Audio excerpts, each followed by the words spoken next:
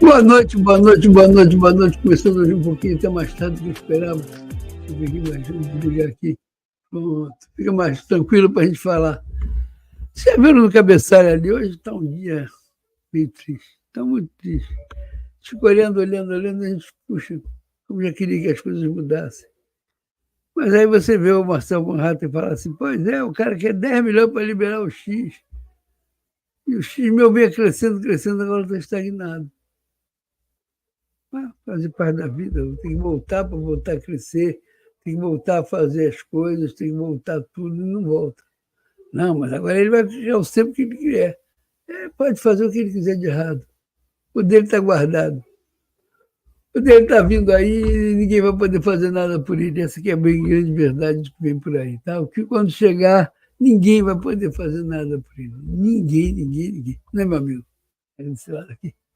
E aí? Fala aí, o que você acha? Você está aí só olhando para a cara da gente. O que você acha aí, meu amigo? Qual a sua perspectiva? Que coisa. Bom, hoje eu tenho uma coisa que a gente vai botar, aí cara diz que tem direitos autorais, não sei, eu vou botar assim mesmo. Primeira introdução, que já que é um programa chamado Desistir Jamais, para a gente não desistir, que é a live da teimosia, a gente teima aqui, sofrendo, mas está aqui. Vem aí, vem a abertura, que depois a gente fala mais aqui.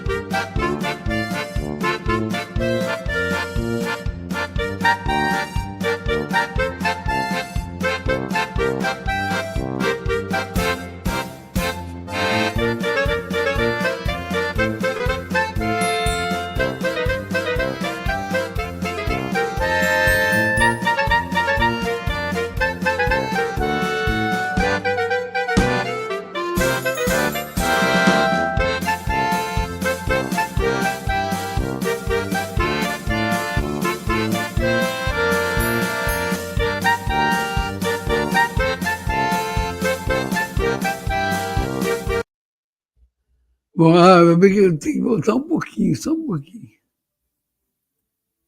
Aí, para deixar o código QR.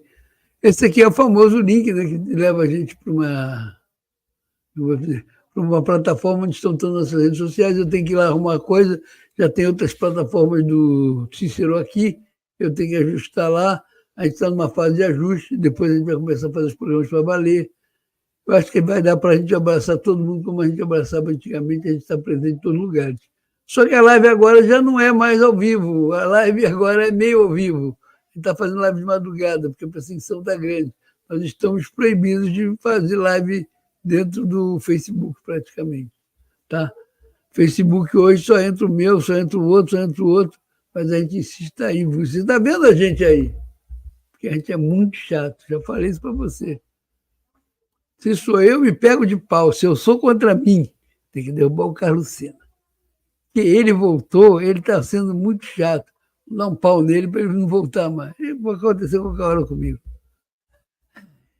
Alguém lembra o que aconteceu com a Doni Soares nessa história toda? Muito tempo que eu não vejo, eu estou preocupado. Cadê o cara? O cara sumiu, o cara desapareceu. E amanhã tem protesto lá em Belo Horizonte, eu não vou, porque não tem dinheiro.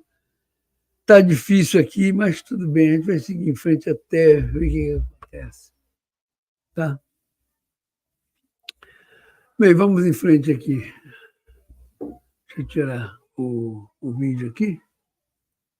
Pronto, estamos só nós. Ei, que bom. Eu e o meu amigo aqui. Meu amigo, e aí? O que você está achando da política aí brasileira? Tá bem enrolado, né? Está bem enrolado, muito bem enrolado. Vamos lá. Começando logo de cara. Marcel Van Hatten, isso aí é vídeo de novo, que é fresquinho de hoje. Fala aí, Marcel.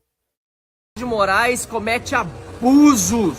Mais uma vez, ele faz aquilo que está fora da lei. E você sabe o que significa quando uma pessoa age fora da lei. Eu perguntei ontem no Twitter e repito aqui, será que isso não se chama extorsão?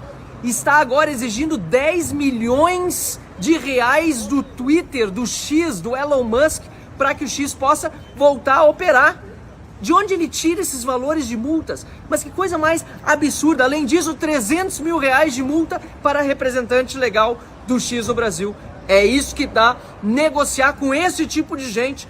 Elon Musk tentou, mas olha o absurdo agora que nós estamos vendo acontecer mais uma vez no Brasil. E é sempre numa sexta-feira, na hora, né, do happy hour brasileiro, quando as pessoas estão prestando menos atenção, que Alexandre de Moraes age dessa forma. Por isso o impeachment de Alexandre de Moraes é urgente e é por isso que estarei nas ruas amanhã, domingo, dia 29 de setembro, em Belo Horizonte, para pressionar Rodrigo Pacheco, lá em Minas Gerais, para a abertura do processo de impeachment. Todos na rua, e faço uma convocação especial para todos os filiados do Partido Novo de Minas Gerais, onde o Novo é muito forte. Na rua amanhã, estarei a partir das 9 horas da manhã, na Praça da Liberdade, em Belo Horizonte, Minas Gerais.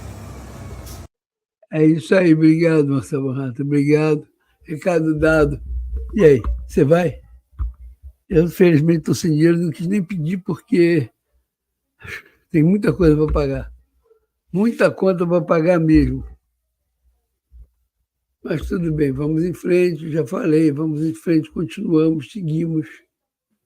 Estranho isso que está acontecendo aqui em casa, mas a gente vai chegar lá e vai fazer. Bom, passado isso aí, eu vou ter que ir direto uma propaganda minha, porque eu tenho depois um grande programa para mostrar para vocês. Uma entrevista que o Eduardo Bolsonaro deu a um repórter lá fora, e a gente vai botar ela aqui para repercutir. Ele está dentro do X, assim que o X voltar, por favor, siga esse cara, esse repórter, jornalista, muito bom ele. Vocês vão gostar, vocês vão ver. Mas antes, porém, contudo, todavia, propaganda minha. Esse é o nosso trabalho. Esse é o nosso jeito de mostrar para você o que está acontecendo no legislativo do país, no Congresso, no Senado, certo? E até no judiciário, o que está acontecendo também no executivo, porque a notícia está aqui. Sem mimimi, sem mamamá, sem nhenhenhé. A notícia é pura e simples, mostrando de ponta a ponta, sem edição. Nós somos streamers. Nós somos streamers jornalistas. Nós não somos influência, não estamos aqui para influenciar, não estamos aqui para te dar uma notícia para você, cheio de narrativas para você tomar partido diário de ver. Você decide, você escolhe, entenderam? Essa é a nossa ideia. Somos, sim, de direita, somos conservadores, somos liberais econômicos, estamos mostrando o melhor da direita dos conservadores, dos liberais econômicos. E você se defina. Só isso que a gente quer, mais nada. Você define o que você quer da vida. Entendeu? Esse é o nosso trabalho. Ajuda a gente. Por quê? Porque nós estamos desmonetizados, somos penalizados por isso. Nós estamos sem propaganda. Desde 2018, as agências foram proibidas de fazer propaganda com a gente. Agora está voltando, tem um aqui, tem outro ali, mas não volta. Voltar, a agência não volta mesmo. Entendeu? Então, lembre-se, ajuda a gente, nós precisamos. Quer ajudar a gente com o Pix? Está aqui em cima, tem o Pix. É e-mail e do lado tem um código QR. Puxa, ajuda a gente com o Pix. Nós não temos superchat, nós fazemos transmissões por várias plataformas ao mesmo tempo. Tá bom? Então você vai lá e manda um Pix para a gente. Poxa, pode mandar um Pix de R$1. Obrigado, você é um grande amigo. Além disso, você pode... Tem 10 no cartão de crédito, mas não tem dinheiro. Vai lá no Odyssey e você lá tem um apoio onde você pode passar cartão de crédito, pode passar cartão de débito e pode até pagar com boleto bancário, se você quiser. É meio absurdo, mas você pode fazer isso. Lá só não tem Pix. Por que não tem Pix lá? Porque nos Estados Unidos não tem Pix. Eles são americanos. O Pix está aqui com a gente. Você faz o Pix com a gente, faz cartão lá. Ajuda a gente, nós precisamos, certo? Você não tem ideia como o seu Pix vai ajudar a gente a fazer matérias especiais e como essas matérias especiais vão ajudar para dar uma nova ideia do que está acontecendo. Você não tem ideia da nossa capacidade criativa. Puxa, a gente pode fazer tanta coisa. Se tivesse verbo, a gente faz o que a gente pode. Então, só você pode fazer com que a gente fique cada vez mais criativo, fique cada vez melhor, que a gente vá cada vez mais fundo na matéria. Ajuda a gente, que nós estamos precisando. Tá? Pix aqui em cima, aqui do lado, você manda o Pix de quanto você quiser. Obrigado. Muito obrigado mesmo. Se você não tiver mandar por Pix, você pode mandar por cartão de crédito, cartão de débito, lá no Hoje tem um apoia-se. Você vai clicar no apoia-se e manda por lá. Muito obrigado, gente. Só posso agradecer a vocês. A gente vive para vocês e vocês vão ajudando a gente. Obrigadaço. É isso aí, tá vendo? A gente fez gravado, porque senão vai ficar repetindo toda hora, tem que ficar repetindo mesmo toda hora, mas o gravado é melhor que vai direto. E aí eu vou direto para a entrevista. Eduardo Bolsonaro, ela é longa, está em inglês, tem legenda embaixo, leia, acompanhe. Isso você vai ver amanhã durante o dia, não vai ver, é claro, agora de noite, mas vai ser muito importante você entender o contexto do mundo agora. Há coisas de bastidores que eles falam ali. Desculpa, você só vai saber se ouvir, ver e entender. Há muito bastidor da política ali nessas entrevistas. Então, se puder ver hoje, não, agora eu vou dormir, eu vou fazer isso. Vê amanhã, passa o dia vendo, porque é uma entrevista imperdível. Eduardo Bolsonaro falando para o repórter do X. Vamos nós.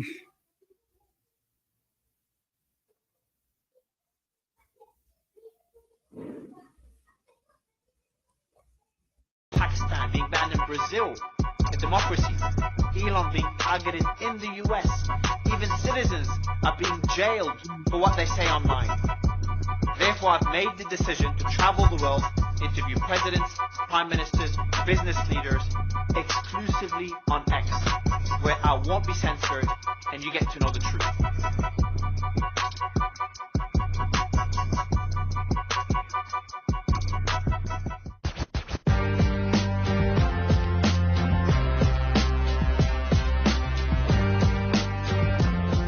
Why was X banned in Brazil? Why is there an investigation into myself, a federal investigation into myself, Elon and other Brazilian journalists? Why are Brazilian journalists getting arrested and fleeing the country? Why is the former president not able to run for office or even leave the country? Why was he censored when he came on my show a few months ago? And how is one person able to threaten the democracy of the fourth largest democracy in the world? Today I just spoke with Congressman Eduardo Bolsonaro, son of the former president, and he gives me the truth on exactly what the hell is happening in Brazil.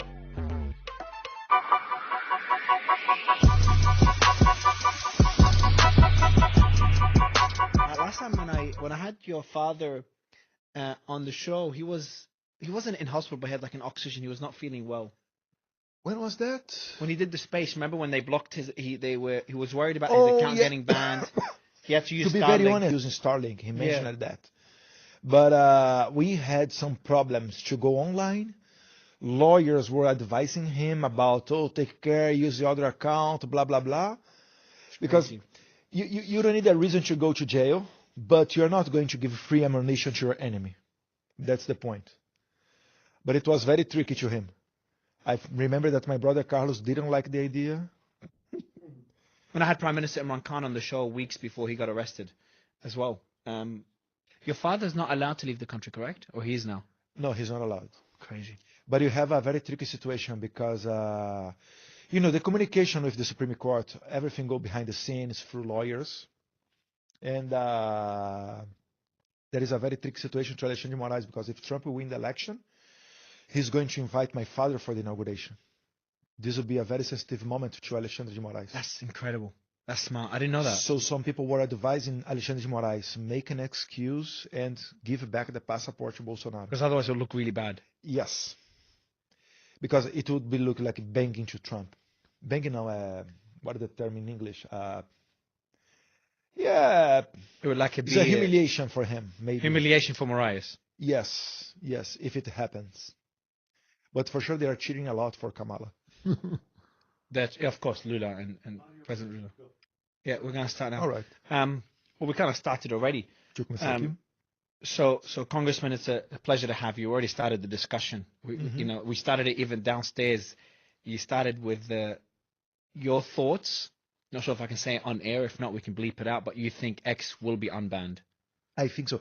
Actually, we have to say that today is September 14th. I guess after Alexandre de Moraes take, or as we say in Brazil, steal Starlink's money, because Starlink has nothing to do with X, as everybody knows.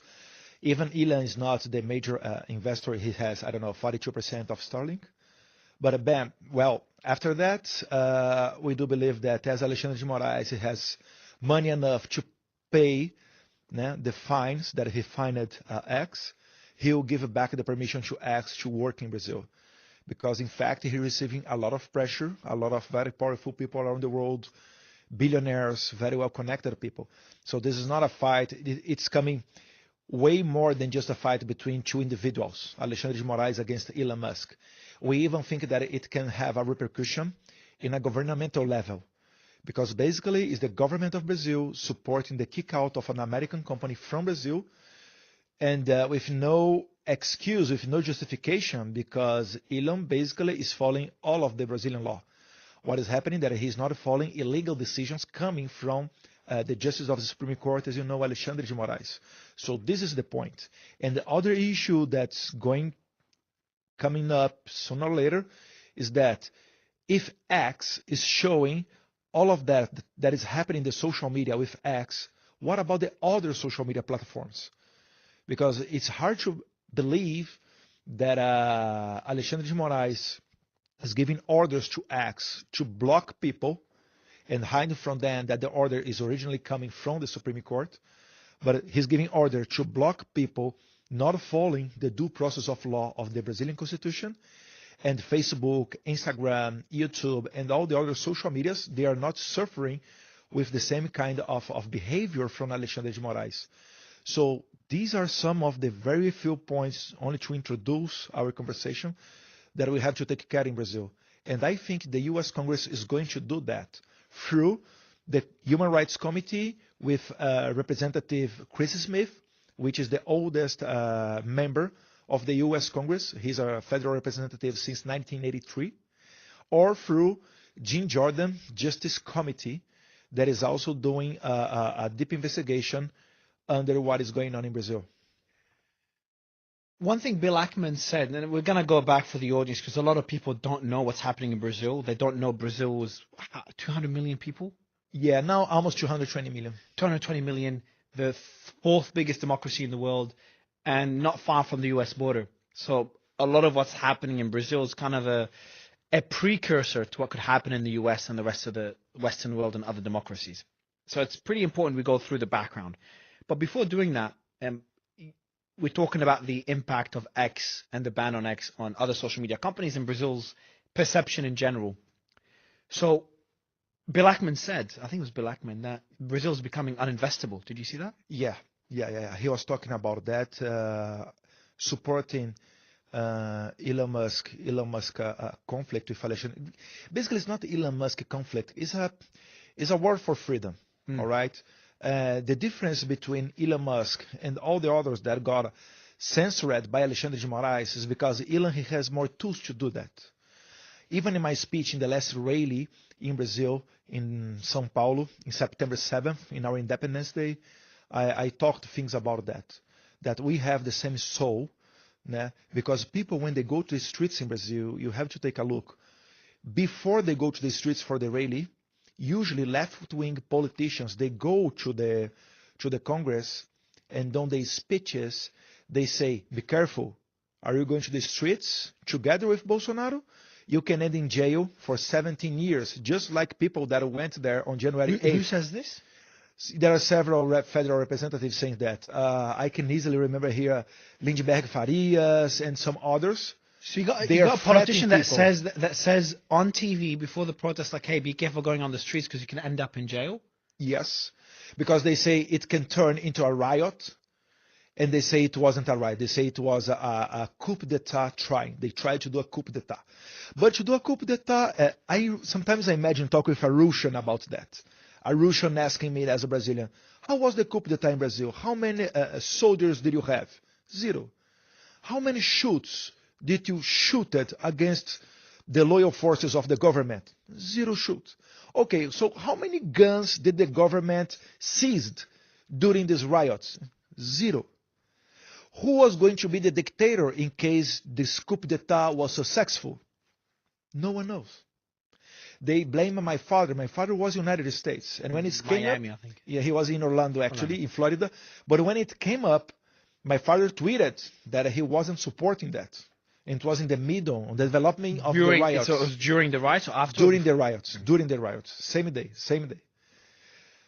I'm like, come on. So the narrative that they try to tell us is that my father waited to step out from power when he was not president anymore, when he was not the supreme boss of the militaries, to then try to do a coup d'etat with unarmed persons. Come on. So that's we're talking about the January 8th protest riots where people were on the streets. It was similar to January 7th in the US. So people were on the streets January 7th. January 6th. Oh, yeah, Jan 6th, sorry. January 6th in the US. So where people on the streets, they went through, which buildings did they break into? Is the Three Powers Square, where stay the Supreme Court, the Congress, and our White House. Okay. And they broke into these buildings. Now, have you or your father condemned what happened on that day? Yes. You've condemned it. Okay. Yes. And what happened? We fully do not agree. We are not in favor of that. But you have to see, by the Constitution and the democracy, you are responsible for what you do. There are people that they were not even they were kilometers away from the Three Powers Square where the riot happened. People were camping like 8-9 kilometers away from there, and they went to jail. They were camped in front of the military headquarters. They came into buses because they were following the orders of the militaries and the police. They said, okay, everybody camp here, go to the bus, you are going to be back home. They got into the buses and stopped in a police station, federal police station. And everybody started to receive the same kind of accusation. Do you know what I mean? You don't have, you do not individualize, oh, you did this, and this is the crime number, article number, blah, blah, blah, and your punishment is 1 to 10 years in jail. It's not like that. This is crazy. So it's actually you have people that were, because you don't have to agree with what happened on January 8th. You could disagree with that. We do not agree, we condemn. Exactly, but it doesn't mean you have to agree with the way it was dealt with by the government. So you have is that you disagree with the way, and I agree with you. I disagree with what happened on that day, but the way it was dealt with by the authorities is starting to look like lawfare. It's starting to look at targeting the opposition. Can you give us some examples of what people face on that day, what they've done? Like you told me some people were kilometers away and they went to jail. For how long did they go in jail just for camping kilometers away? Usually people stayed, this kind of people, it was arrested about 1,500 people at the same day. 1,500 people arrested. Everybody went to jail. In the middle of that, during the police station, federal police station procediment, you had people, children. You have videos of children together with adults waiting for the procediment. We say flagrante delito is to do the papers when you go to the police station, arrested. You have people that with autism that went to jail for months.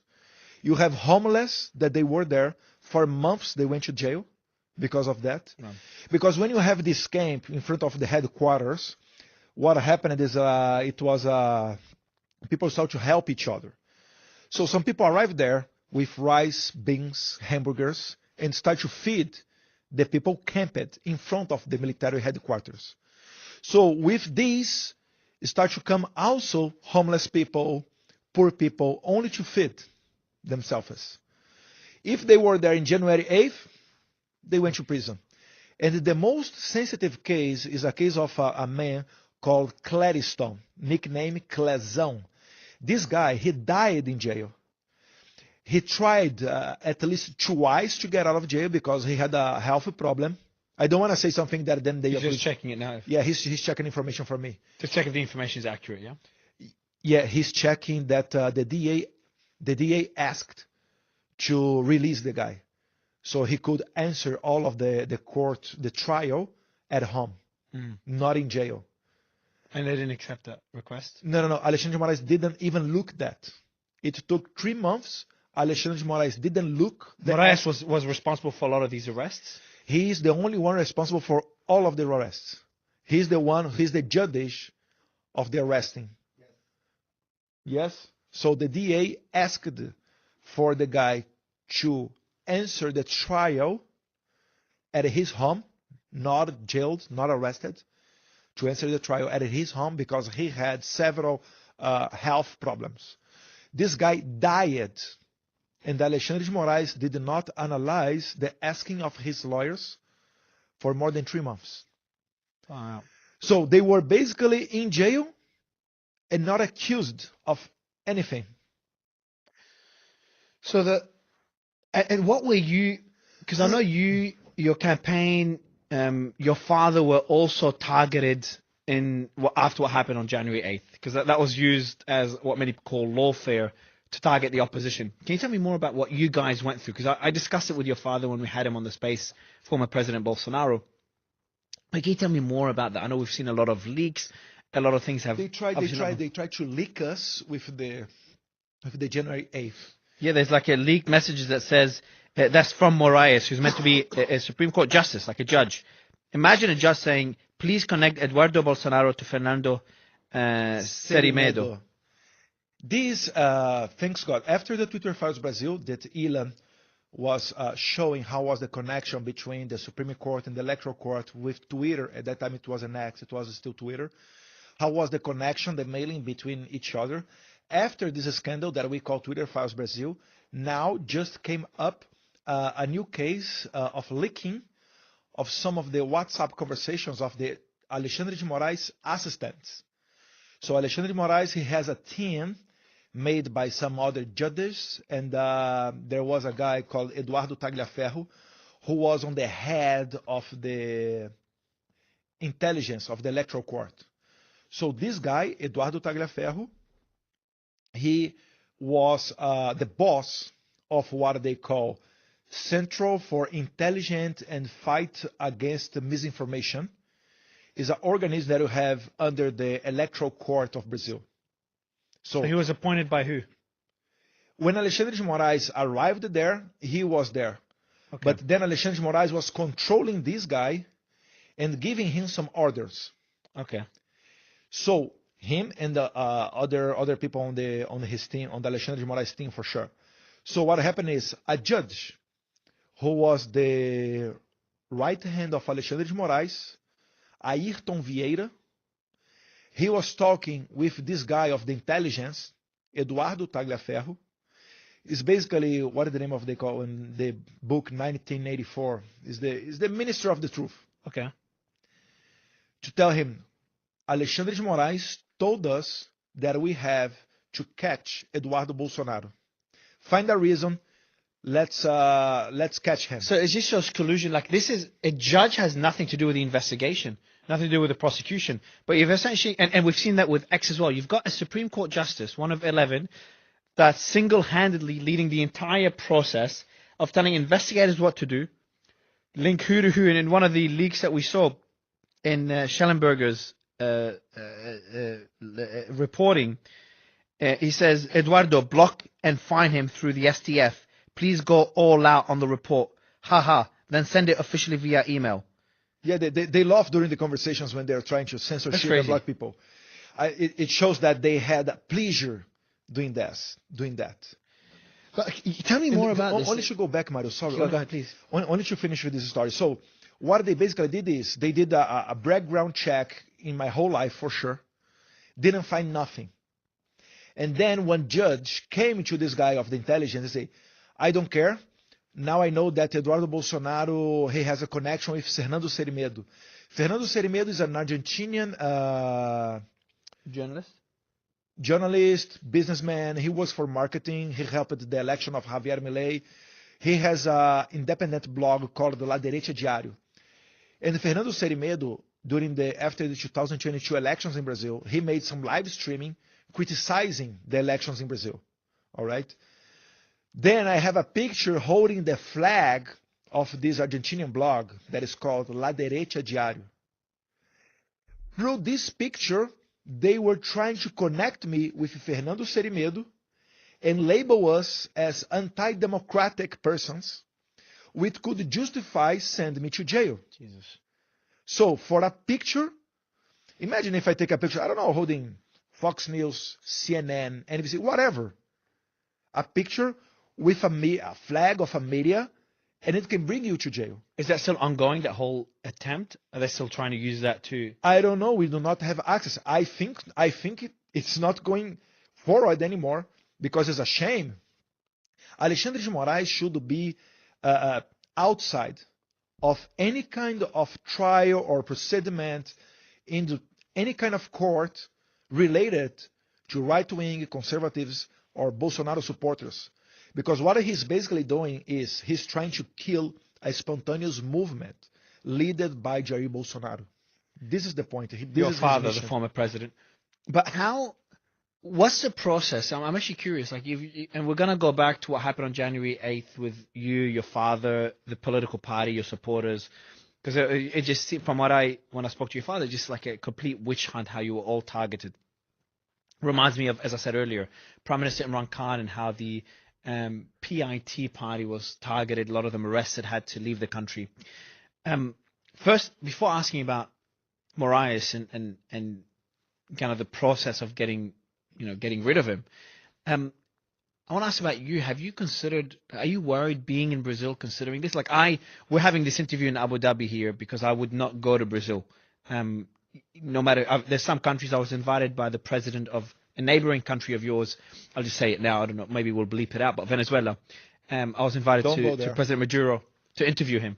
They offered me immunity, transport, etc. I'd love to interview him. I'd love to get his perspective. I disagree with him, but I like to talk to everybody. I would not go there. I would advise you, if you have the chance, have an interview with him. But I can't go to Venezuela. I would worry after what happened with Pavel in France. I'd be worried I don't get out of Venezuela. Also the Spanish journalist, Keiki Minuessa. What happened to him? No, he went to cover the Venezuelan elections and he was detained for a couple of days. Hey, he's out now, yeah? Yeah, he's out now, but he had a hard time. I wouldn't, even a day is too much. I wouldn't. I know that I spoke to the embassy. Even more at this point because Maduro is kicking out. He's very aggressive. So what he did with the embassy, the administration got the Air Force One of Venezuela in Dominican Republic. That's crazy. He went. So I spoke to the embassy, Australian embassy. Like, Mario, we cannot guarantee your security. The Argentinian embassy. Do you remember what happened there? Yes. And I think the was it the Brazilian? The Brazilian government embassy was trying to help somehow. Did they manage? But I think this was on the next day after coming an order from Maduro dictatorship, they stepped back. Nowadays, to be very honest, I don't know how is the relation there, but I think the Brazilian diplomats in the point, not following Lula da Silva orders, they try to help the Argentinian embassy. Do you know President Maduro well? Have you spoken to him much? No, I never seen him in my life. Has President Bolsonaro seen him? No. I remember when my father got elected in the transition government, someone invited Maduro when my father was taking office. Then we removed this diplomat from the team because it's nonsense. Because Maduro is a dictator. We don't want to be together with him. Yeah. Yes, you need to have fair elections before anything. We do not recognize Maduro as a president. No, okay. For he's a narco dictatorship because he's not a dictator. He's involved in Cartel de los Soles and some other criminals activities. And I know that Maduro during the 80s, he was graduated in some sort of college or university in Cuba with the communists. That's why when Hugo Chavez died, Maduro was the one preferred by the Cubans to take the power. And so this is what really happened. Sad. And this is the problem. Sometimes people think that Maduro can have wonderful life in Turkey, North Korea, Cuba, whatever. But the thing is, he's a criminal. He has so much business with the generals that he appointed to the armed force that basically are drug dealers using even military airplanes to do the traffic internationally. And some other things. You have ALN, you have FARC, you have the Cubans, you have Wagner's from Russia, you have Chinese interests. So if he says, okay, I'm going to live my life alone with my wonderful wife in Turkey, let me say, their partners are going to kill him. I don't think he has He's gone too far. Yeah, people say, oh, you need to let one door open. That okay, I do agree with that. I prefer that he run away and let the country get back again its democracy. But he doesn't have this option. So for me, it was very clear, even during the election, that he was going to steal. Doesn't matter what was necessary to do that. I said, okay, he's going to win with 51%. From this point, we're going to see what Maria Corina Machado and Edmundo Gonzalez, what they're going to try to do. And in my mind, I was thinking that at that time, he would have kind of support from militaries, from police or whatever, to by the force take the power. But it didn't happen. And they are going all around the world. Edmundo Gonzalez, if I'm not wrong, he just arrived in Spain because Maduro sued an order to jail him. And I don't think Venezuela is going to have a easy life, or it will be very tough. But the only way to get back there, a normality, it's through the force. Maduro is not going to deliver the power.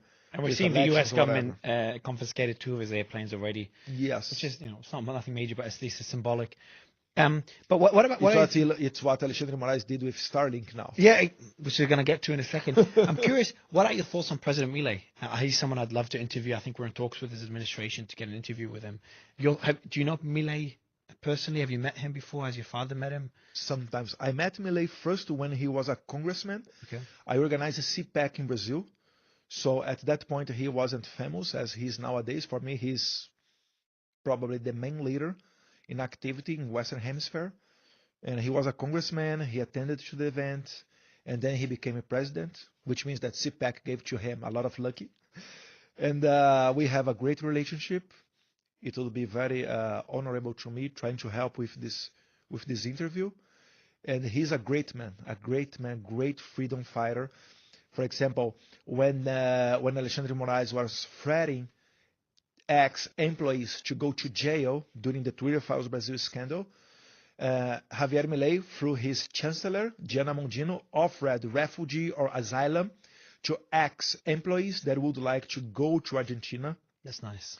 You have a couple of hundreds of Brazilians convicted by Alexandre de Moraes in the Supreme Court for January 8th. I mean, a lot of kind of people, even very old people, elderly, convicted for 15, 16, even 17 years in jail, that are now living in Argentina under a refugee or asylum. So Milei is fully doing everything that he can. The Argentina embassy that I mentioned in Caracas in Venezuela, receiving some of Venezuelans oppositors of Maduro. So Milei is doing a great work. I think he's doing his maximum in favor of the freedom, in favor of the free speech. He's criticizing openly Alexandre de Moraes because all of that. So for me, when you take positions in favor of all of that, for me, I do recognize as the greatest leader that we have nowadays in the Western Hemisphere. Is he in constant communication with your father? Is he helping in any way? Usually, who does the communication, it's me. Is he in constant communication with you? Yes. At the moment? Okay. Yes. That's nice. Going back to can you tell me more about what you guys went through over the last few months, or since January 8th, since the crackdown started? I know that your father was worried about correct me if I'm wrong, but he was worried, or at least some people perceived him being worried about getting arrested. He went to the embassy. I know he said it's a different story, but there was concerns. I spoke to a lot of people that were concerned, even your father and yourself and other family members and supporters were going to be arrested back then. How was it for you guys? I do not talk in name of my father, for sure, But I can tell you that everybody, even when my father was in U.S., he stayed there for 3 or 4 months. That's in Miami, correct? Yeah, in Orlando. Oh, in Orlando as well. When he flew back to Brazil, a lot of people told me, Eduardo, don't do that. Alexandre de Moraes is going to arrest your father because you have you don't need to justify the arresting. Alexandre de Moraes arrested 1,500 people at the same day. He freezed bank accounts. He destroyed a media, Terça Livre. He exiled journalists in the United States like Paulo Figueiredo, Rodrigo Constantino, Alan dos Santos. He got a judge, Ludmila Lins Grillo, who is now living in the United States too. So nothing is impossible to Alexandre de Moraes. So why not arrest a former president that he doesn't like? He's a public enemy of him.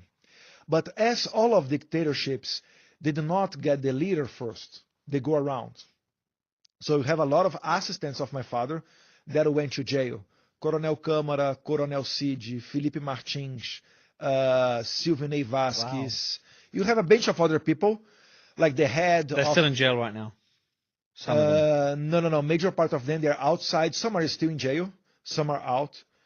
In the case that I would like to bring here, and thank you to the opportunity to talk with your cameras, Mario, is the case of Felipe Martins. Why? Because the case of Felipe Martins is very special in one way. Felipe Martins, trust me, he is the former advisor, foreign affairs advisor of President Bolsonaro. He is the Jared Kushner of Jair Bolsonaro, right? He was accused by Alexandre de Moraes to try to do a coup d'etat with Jair Bolsonaro and run away to United States in the end of December. January 1st, Lula take office. 3 days before, my father flew to United States. Because if you remember the case of Janine Áñez from Bolivia, she was president and she was arrested when she was still president of Bolivia. So my father flew to United States on the December 29th or something like that, if I'm not wrong. A few days before the inauguration. Yes, but Felipe Martins stayed in Brazil. On the following day, on December 30th, he got a flight from Brasilia, which is the capital of Brazil, to the south of Brazil, where his wife lives, to spend his New Year. He got some Uber compravents, restaurants that he paid with credit cards, a lot of documents showing that he did not go to United States. Even so, months later, like this year, beginning of this year, he was arrested. He was arrested in Brazil for supposedly run away to United States. It's unbelievable. You arrest someone in your country because he supposedly left the country. Yes, it's hard to understand. It is. How do you supposedly leave a country? Like so first, is it illegal for him to leave the country? No. It's hard. You need to interview Alexandre de Moraes. Sometimes it's hard to understand his mind. But they got a website of an immigration authority in the United States where you had Felipe Martins was supposedly to be together with President Bolsonaro in that flight in the end of 2022. But this website says clearly on the top, you cannot use this for legal purpose. For a legal purpose, please contact us through the established channels. But the user that, a non-trustable source to justify that Felipe Martins went to the United States. But why can't he go to the US? I don't understand. He was legally not allowed to travel? Okay, well, Alexandre de Moraes. What makes this case special is not the bizarre justification for his prison. The point is, he didn't go to US. His lawyer, when he went to the jail, he got a lawyer in US. And the lawyer in US asked the Orlando airport, can you give me the records of Felipe Martins, the immigration movement of him in Orlando airport when he arrived together with President Bolsonaro in the end of 2022? And Orlando airport said, okay, Felipe Martins, there is nothing here with us in Orlando. Please check in the New York airport, right? His lawyer went to the New York airport. Can you give me the records of Felipe Martins? And New York, yeah. He came here last time in September of 2022. And this is okay. because he was together with President Bolsonaro in the opening of the General Assembly of the United Nations. Okay. Days or weeks later, New York Airport came back to the lawyer and said, please check again with Orlando Airport. Something new came up. And they checked with Orlando Airport. Then appeared a movement of Felipe Martins entering in United States, but using a non-valid passport that he lost few years previously. Some weeks later, other thing happened. The head of the federal police task that's controlled by Alexandre de Moraes went to the United States. His name is Fábio Shore. When this federal police officer, Fábio Shore, was in the United States, they edited the passport of Felipe Martins and included in the official movement then the normal passport of Felipe Martins. How long is he arrested for? How long is he in jail for? 6 months. No, he just released it. He was released he was released 1 month ago. Oh, well, I'm glad.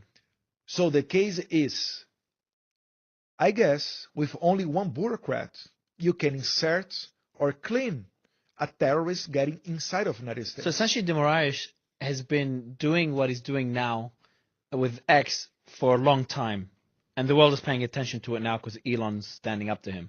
But that's been happening for a long time, where one person long time.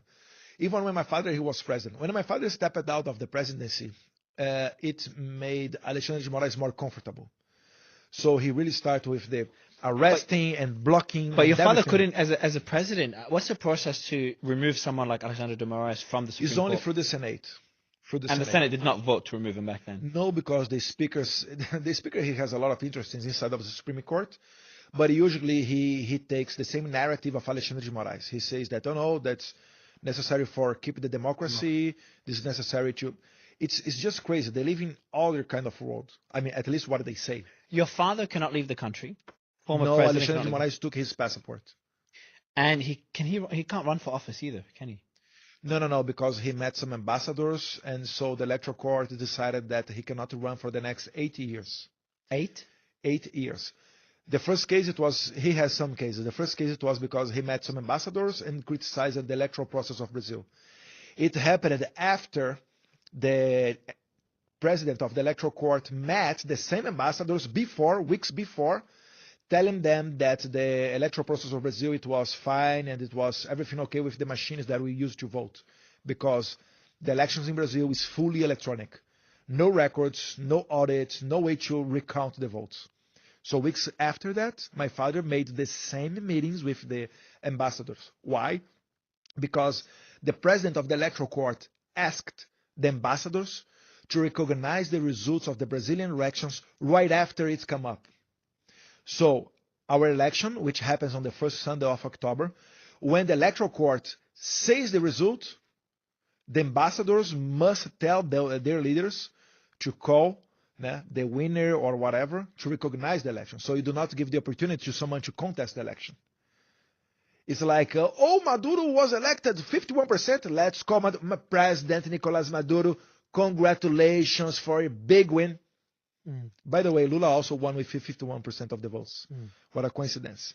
Peru, Colombia, Chile is pretty much like the same thing. 51, 50.9, 52 maximum. Okay. But then, so if your father cannot run for president again, and as we know, he's got massive support in Brazil, half the population but we plus are or trying minus. to overturn that, because in the electoral court, you have 7 justices, 3 coming from the Supreme Court. And these 7 justices will be fully new judges on 2026. Oh, wow. Okay. And the election is when? 2026. No, they are changing time after time. And for example, the 3 from the Supreme Court, on the head, you have Alexandre de Moraes. He's in the. Not anymore. But on the head, on 2026 of the electoral court, we will have the Justice of the Supreme Court, Cássio Nunes, which was appointed my father.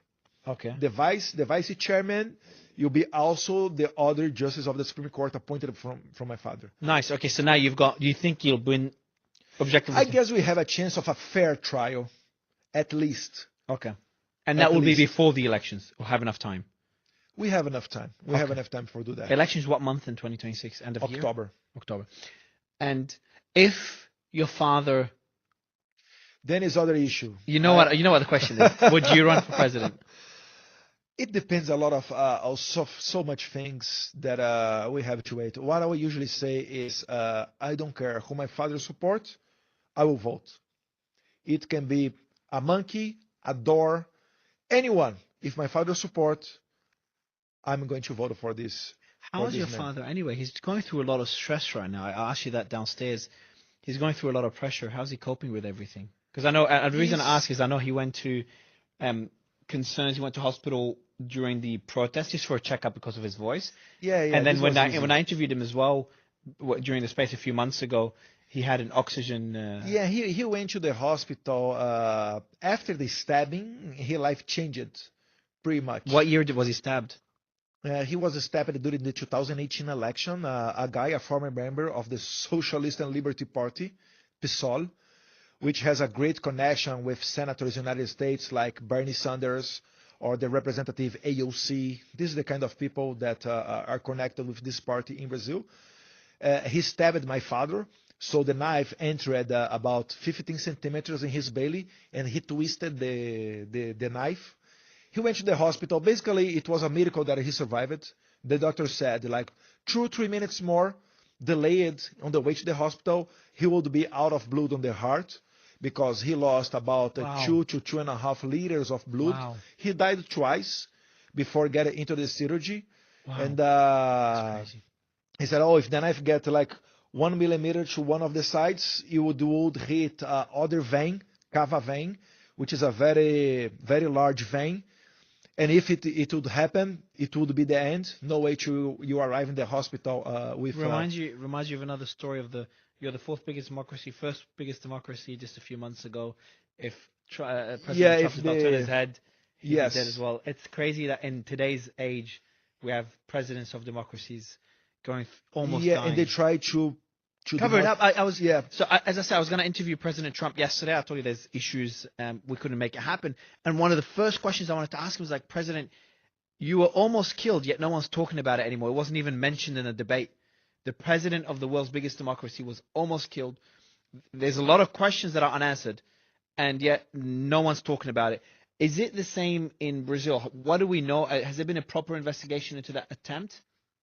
I'll tell you only one thing of the bizarre things that happened is, it was up to the federal police, the investigation.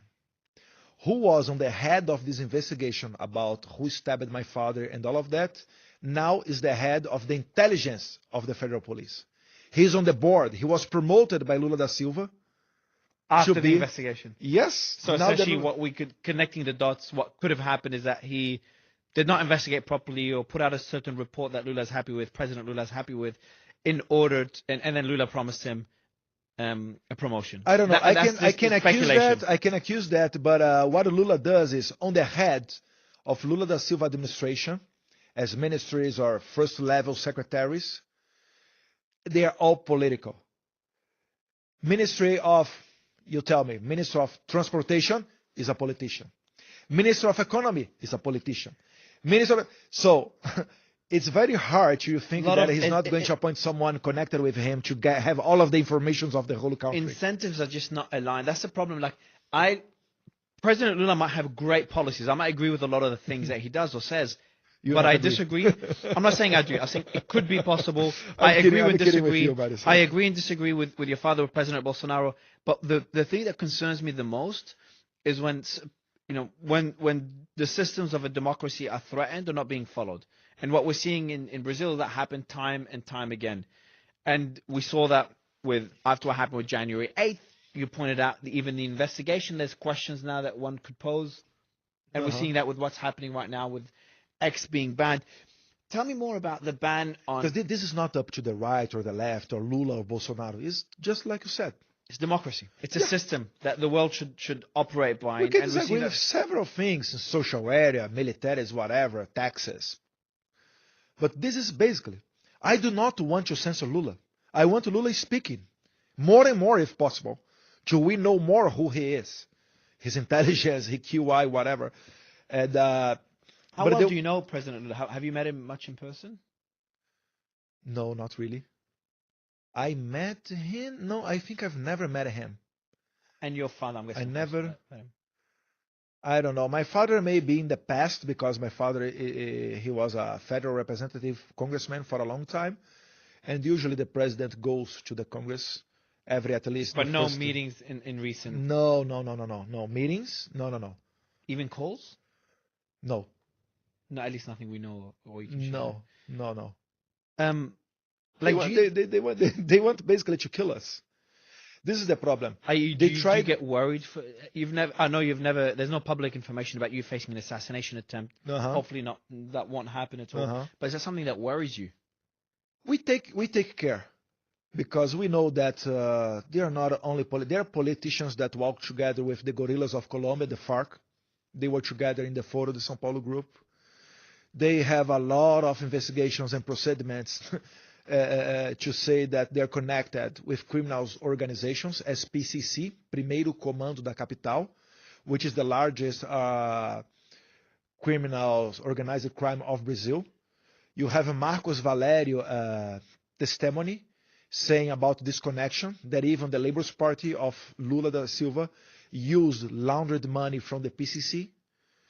When the Minister of the Justice of Lula, months ago, he went to one of the dangerous areas of Rio de Janeiro, he entered there with no need of the police go first to clean the area. So it means that he can go into the middle of the territories of the criminals, no shooting situation.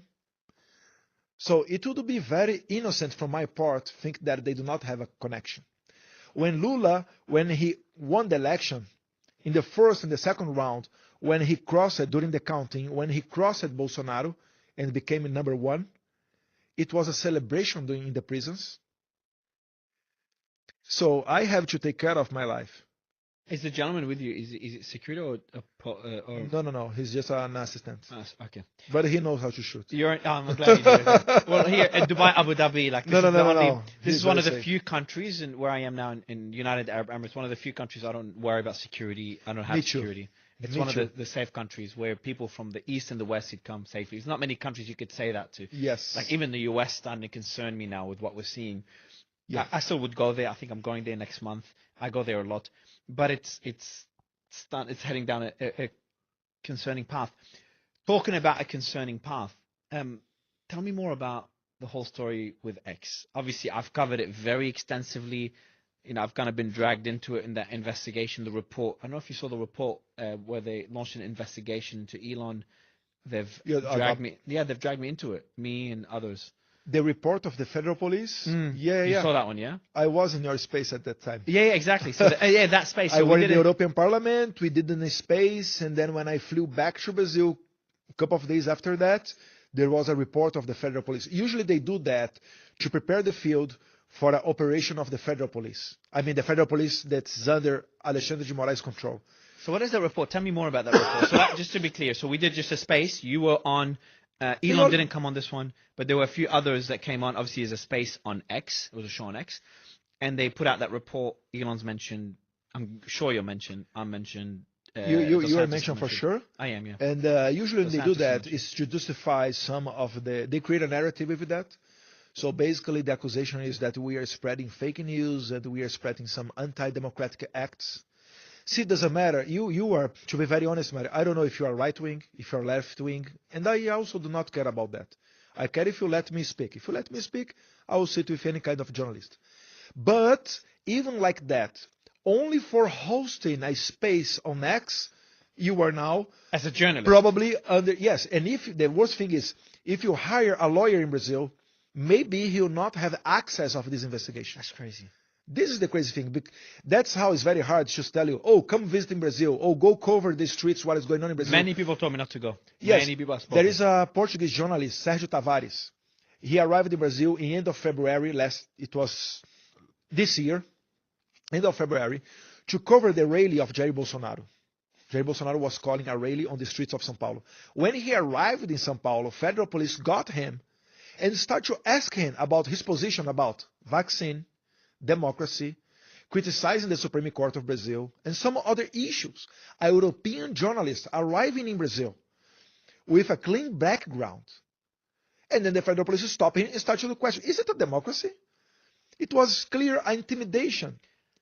Is that investigation still ongoing? Do you know anything about it? For sure, yes. For Great. sure, yes. I'm glad to hear. I think that I'm not suffering with the visit of the federal police trying to seize my passport and all of that because of Glenn Greenwald.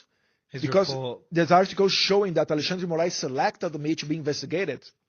Because if Alexandre de Moraes catch me now, it would be a huge scandal because he chose someone to be investigated and judge the same people. Those leaks helped a lot.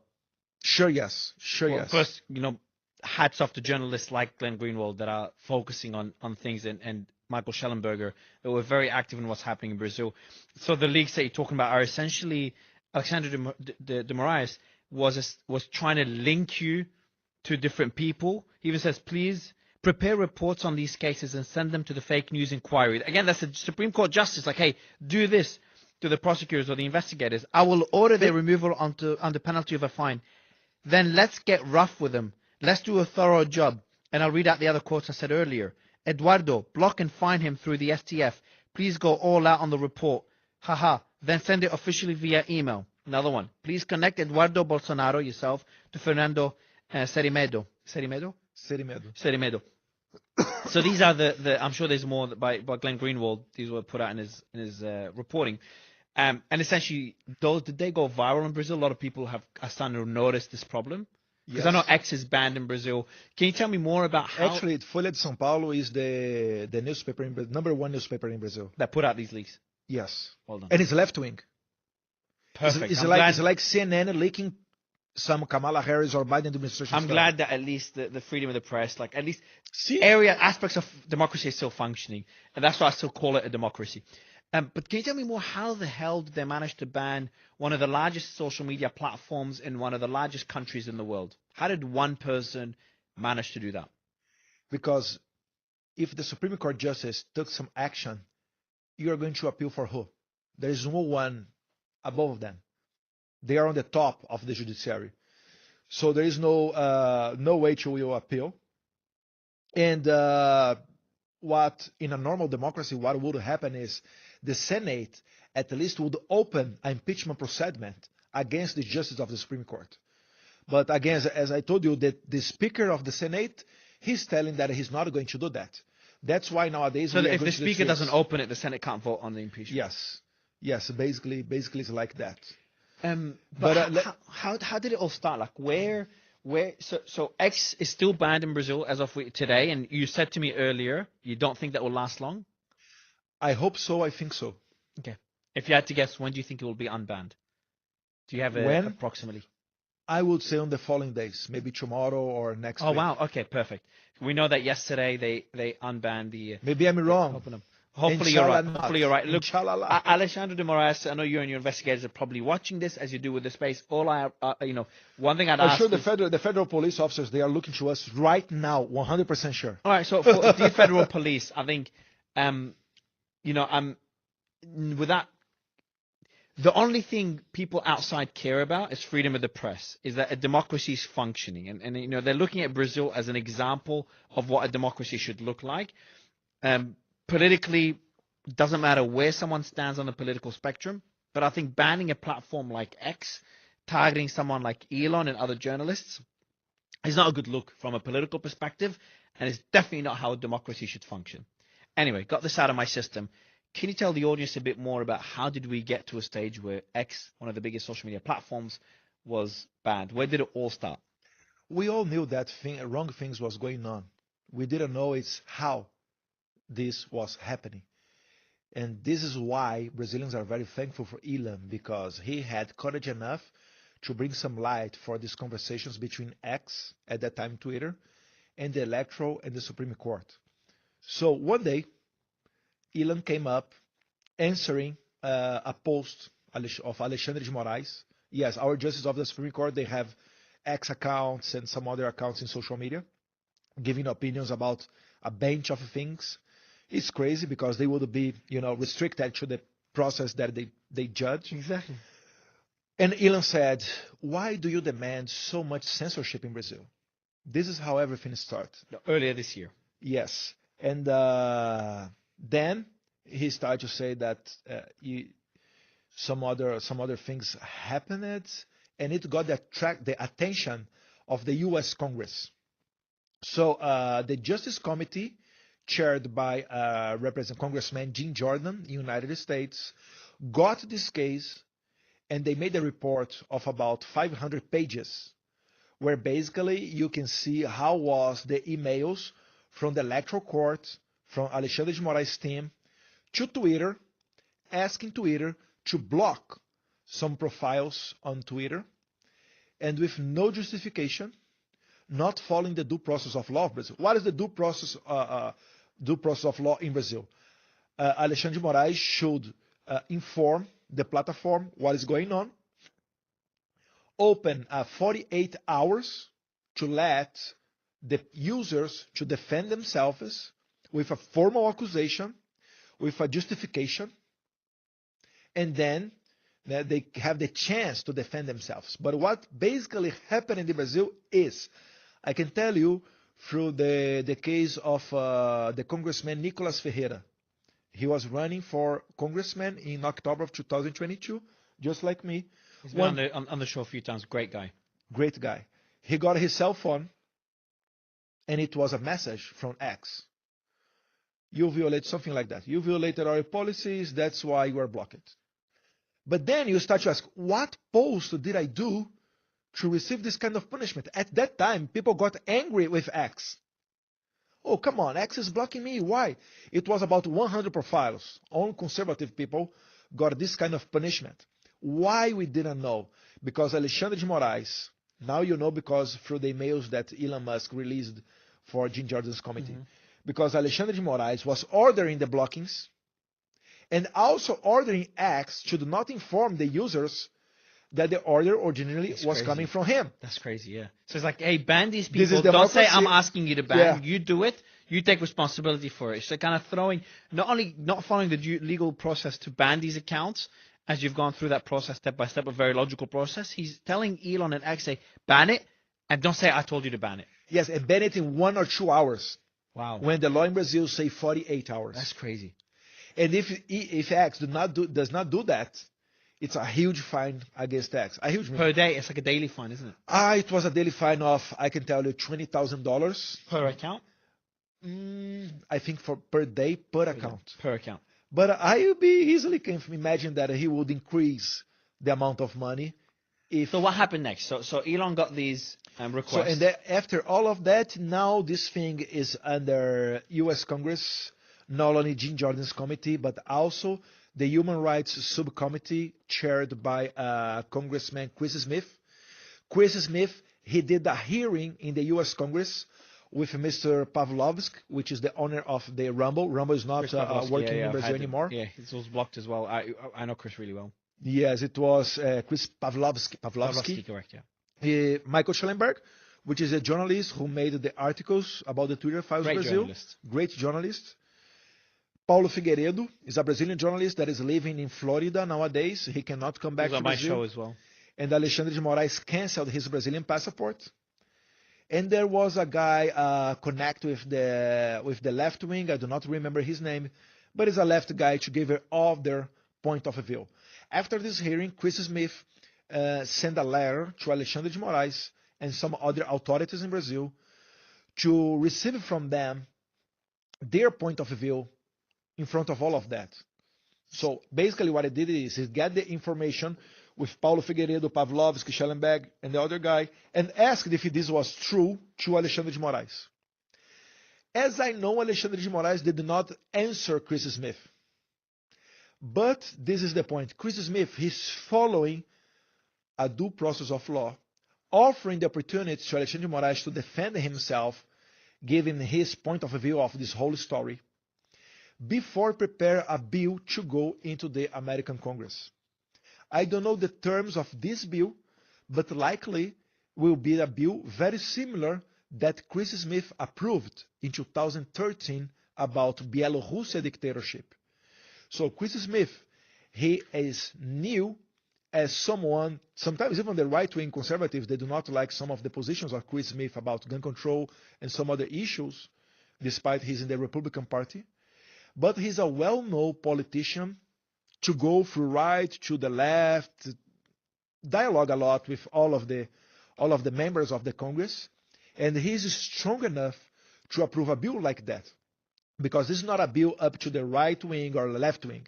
It's a bill in favor of the freedom of speech, to bring some attention of these bizarre things that are going on in Brazil. So I think one of the next step is he's going to present this bill, and maybe he's going to approve a bill that will turn into a law. And I can imagine if Trump get elected, he will feel even more comfortable to do investigations against Alexandre de Moraes. Because again, a president of the United States with leadership, he would never look to the Brazilian case as a fight of Alexandre de Moraes against Elon Musk. It's a Brazilian government kicking out an American company that is following the Brazilian Constitution. This is the point. And you can have a lot of repercussion against the Brazilian businessmen in the United States. And some of the richest Brazilian businessmen, they support Alexandre de Moraes and the Supreme Court Environmental. Really? Maybe if you hit their pockets, they're going to stop supporting. There is that very wealthy businessman. I think they had millions of followers. He owns a big retail chain. He's a supporter of your father. Luciano Hang. Yes, he From got his account. Avani store. He got department store. He got his social media accounts banned as well. Yes, since 2022. Last month, he got back again his social account. Okay. But imagine on which account? On which platform? I think all of them. All of them. Okay. But imagine in the United States, you get this guy, only Luciano Hang. He has more followers than me. I have, I don't know, almost 6 million followers in Instagram. This guy, he has way more. So imagine you shut up all of the voices. You shut down Fox News. You shut down O1. You shut down Tucker Carlson. You shut up. Tucker Carlson show up. And then you have election in the United States. It's not a fair election. Come on.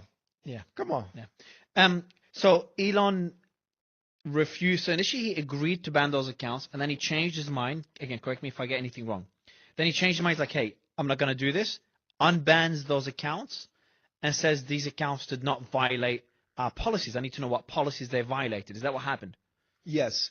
And I fully understand him, because the first impression that you have when you talk about the major democracy of Latin America, you never imagine that a justice from the Supreme Court is going to tell you to violate his own constitution. This is bizarre. This is the first, it's a leading case. The first time in Brazilian history that something like that happened. But after so much actions, unconstitutional, illegal actions of Alexandre de Moraes, then you start to realize, even if you are a foreigner, that, oh, come on, something is going wrong here. And then when Elon realized that, he started to get other position. He released the blocked profiles. All of them, they are very thankful for Elon. But now what Alexandre de Moraes did is he is shutting down X in Brazil. So if you are in Brazil and you want to have access to X, you have to do pretty much as the Venezuelans are doing, is that turn on your VPN. And Alexandre de Moraes said that if you turn on your VPN and use X, we are going to fine you, yes, a little bit more actually, almost $10,000. A day or total? A day. And you know, some the mainstream media started to post on X, saying that who was posting, it's not from Brazil, it's that they're team outside of Brazil. Yeah. And do you know if a lot of Brazilians are still using X despite the ban? Yes, you have some. But not many. A lot stopped using it. They're too scared. Yes, people are scared. Man, the guy sent 1,500 people to jail to fine you, and $10,000 for a regular Brazilian. It's a lot of money, yeah. Per day. The minimum, per day. The minimum salary in Brazil, to have an idea, is I can tell you, $300 to $400 is a minimum salary monthly in Brazil. Per month. Yes. $10,000 getting more money per year. Yes. They get fined a day. Yes. Yes.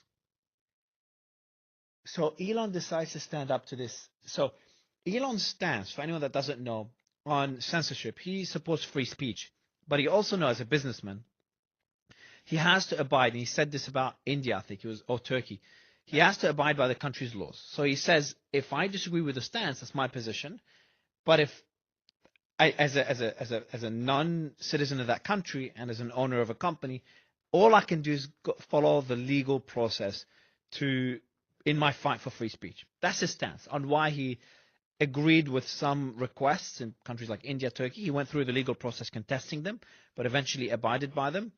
And then in other countries, including Brazil, he stood up to those requests. And his position, which you've kind of made that clear as well, is that the requests by de Moraes were illegal requests for censorship, for banning these accounts. And that's why Elon did not accept. So when Elon did not accept many months ago, he's very vocal about it. And you know Elon. He says what he thinks. He's similar to your father. Whatever he thinks, he says. And no filter. Exactly. He's no filter. He went crazy against de Moraes. And as someone as well that supports free speech, I did the same. We did the spaces back then. I think that's the first time we had you. We did the space that kind of led to the federal investigation into me and others. And the reason I can't go to Brazil and interview you You were blocked in Brazil. Yeah, my space. So when I interviewed your father, I think even in other social medias, I don't know. I was blocked. My ex account was blocked in Brazil. When we did the space with your father, the space was blocked. All spaces were blocked in Brazil. Our space was blocked in Brazil. My account was blocked when we did that space that led to the investigation. Everything in the name of democracy. In the name of democracy, yeah. My account got blocked. Someone that has nothing to do with Brazilian. I'm a journalist. Again, it is freedom of the press, basic in any democracy. The investigation was launched into me, and then your father's Wi-Fi was blocked. It was working before he had legal concerns with using his account, so he used a friend's account to access. Crazy to think of a former president that has a support of more or less half the country. It could not even join a space with a journalist to talk, to answer questions. It's insane in a democracy. If we were drug dealers, it would be so exactly. easy. Yeah, there's so many journalists going to Brazil and interviewing gangsters and drug dealers in Brazil. And that's fine. But I interview a former president, I'm not allowed to. Folha de São Paulo was censored. Alexandre Moraes said they cannot do an interview with Felipe Martins, the former foreign affairs advisor of my father. But if you want to interview a drug dealer, a murderer, rapist, that's crazy. It's okay. I'm going to interview him just to give them the finger. But just going back to it, so Elon was pretty vocal against those positions. And he brought the world's attention. I'm trying to do the same, trying to bring the world's attention. You see the amount of signs on the streets of Brazil in favor of Elon's him, thanking him. Is beautiful to see. I was with on a T-shirt with X. You wrote it. I saw it. Michael Ferreira also wore one. Free speech. Yeah. And others. I've seen others. Which other country, which other social media has had their CEO or owner or founder and their logo on T-shirts of protesters fighting for free speech? Never happened before. And then you have that happen in X. It kind of shows the positive side of what Elon and the X team are doing. The negative side is financially, it's very difficult. He's had a massive market, and one of the top 5 markets for X just blocked, hopefully temporarily, which we both, and I'm a similar position as you. I think it will be unblocked very soon for various reasons. So what happened is that the reason of unblocking is also bizarre. It's because Starlink, he froze the accounts of Starlink, got the money from Starlink, and say that this money is going to pay the fees. I think what's going to happen is that politically it's not a good decision to ban X. It makes zero sense. People in Brazil are not going to be happy with it. They're not going to be happy with Lula, President Lula. So they have Lula to unban. Supporting everything. Exactly. So and he's pretty vocal about it. So they have to unban X. They're forced to do so. A lot of pressure from politicians, from wealthy investors. It's hurting Brazil's economy. As Bill Ackman said, Brazil's becoming uninvestable. Militaries use Starlink as well. In Brazil, a lot of poor people use Starlink, people that don't have access to the Wi-Fi, people in remote areas. 90% of the cities in Amazon forest. Exactly. Alexandre Moraes is cutting internet of the forest. Exactly. So Moraes went as far as blocking the internet to all these Brazilians. And then what Elon did, he's someone that should care less about Brazilians than the Brazilian Supreme Court Justice.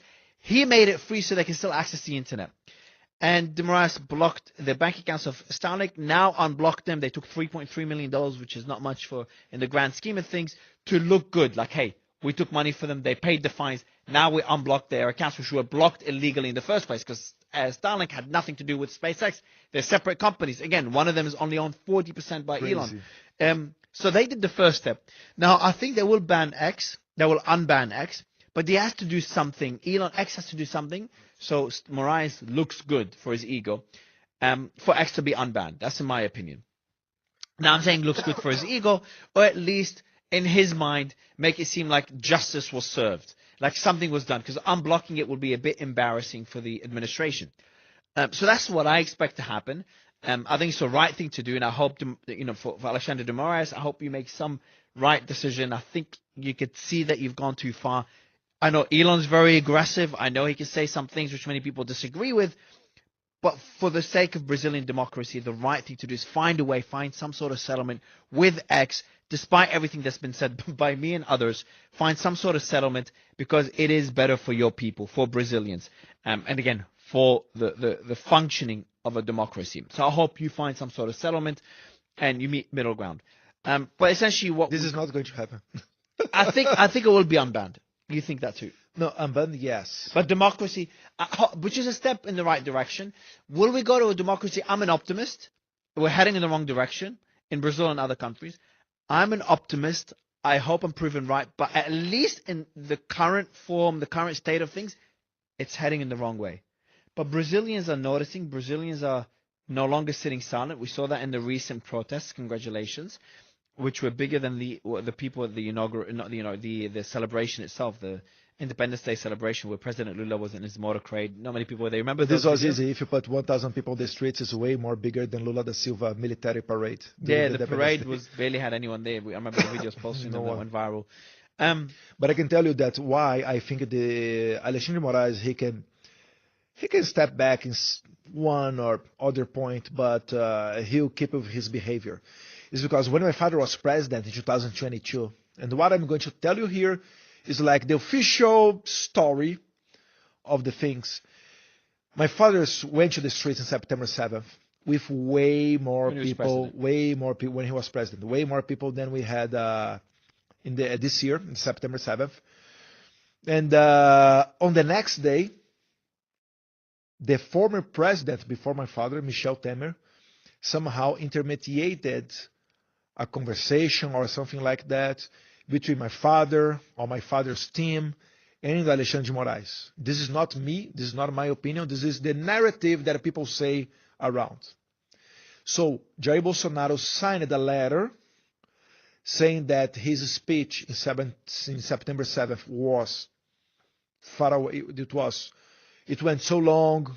He was like saying that, let's get back, democracy, blah, blah, blah, blah. And then the supporters of Bolsonaro got upset with that appointment that people say was made by the former president Michel Temer. Again, this is not what I think. I didn't see nothing of that, but this is what people say. After that, Alexandre de Moraes should end, finish with the fake news inquiry and the digital militia inquiry, anti-democratic inquiry, which are investigations under his control. But he didn't. So, when Bolsonaro was president, people were on the streets. Alexandre de Moraes didn't stop. Why he's going to stop right now, is just like a regular criminal. They only respect what they fear. So Alexandre de Moraes is not going to step back because he met Jesus Christ. Because, now I'm so stressful of this life and I'm going back and be a regular justice of the Supreme Court. He's not going to do that. I do not believe. I believe that we need to increase the pressure against him with Bill Ackman, Elon Musk, maybe, I don't know, Trump, to do the right thing and then see if we increase the price of Alexandre de Moraes, and then maybe the Brazilian establishment will let the senators... But there's enough international pressure by business people and politicians. It would help a lot. It would help a lot. What happens behind... It is helping a lot. what's happened? Like, last question I have, like, the last point of concern, point of curiosity that I have, is that we see things in the open. Obviously, we saw some leaks.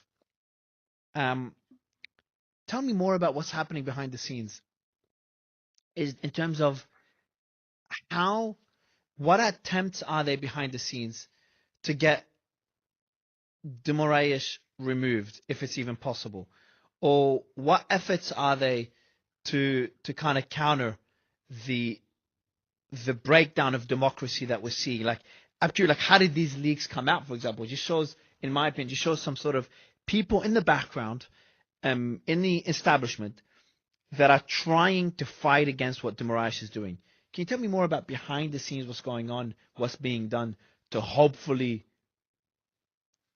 go back down a democratic path and either remove de Moraes, remove his powers, or change his mind?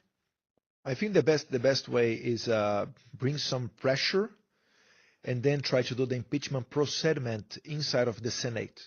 Because this is what our Constitution says. And you need the Speaker to Yes. So for sure, it's not only Alexandre de Moraes. You have some other players that can move forward this procediment. And for sure, businessmen, they have a lot of power.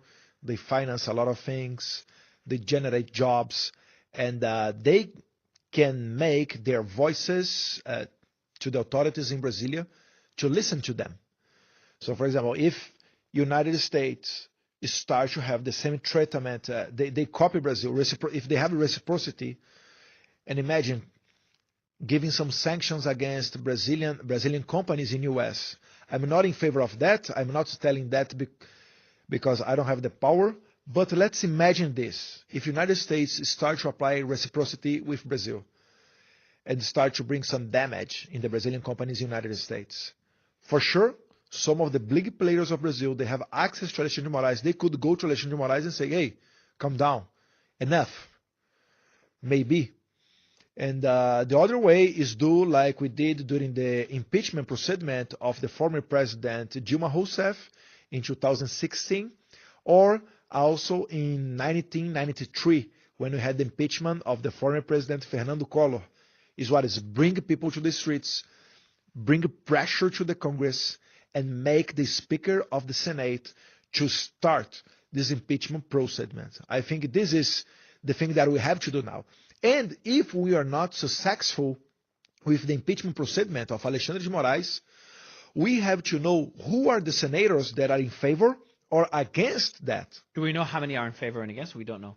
We have a score. Public score says that you have 30-something, 33 or 32 senators in favor of the impeachment of Alexandre de Moraes. We need, if I'm not wrong, we have 81 in total. 48 or 50 votes to do the impeachment. Okay.